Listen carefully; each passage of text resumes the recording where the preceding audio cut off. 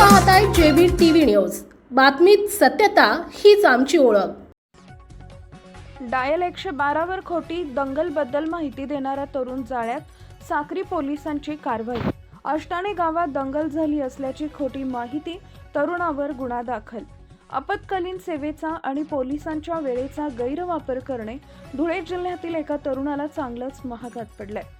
साक्री तालुक्यातील अष्टाणे गावात 2 गटात मोठी हाणामारी आणि दंगल सुरू असल्याची अत्यंत गंभीर माहिती डायल 112 या आपत्कालीन क्रमांकावर एका अज्ञात व्यक्तीने दिली होती। या घटनेचं गांभीर्य ओळखून साक्री पोलिसांचा मोठा फौजफाटा तत्काळ घटनास्थळी पोहोचला। मात्र तपासाअंती तिथं अशी कोणतीही अनुचित घटना घडली नसल्याचे आणि ती माहिती पूर्णपणे खोटी असल्याचं पोलिसांच्या निदर्शनास आलं।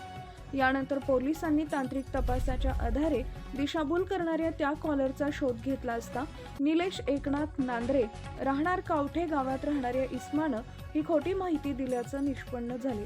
पोलिसांची दिशाभूल करून आपत्कालीन यंत्रणेचा दुरुपयोग केल्याचा ठपका ठेवत साक्री पोलिसांनी या इस्मा विरोधात नियमानुसार गुन्हा दाखल करून कायदेशीर कारवाई सुरू केली आहे। नागरिकांनी अशा महत्त्वपूर्ण आपत्कालीन सेवांचा गैरवापर करू नये असा स्पष्ट संदेश या कारवाईतून देण्यात आलाय। प्रतिनिधी परीक्षित परदेशी, धुळे।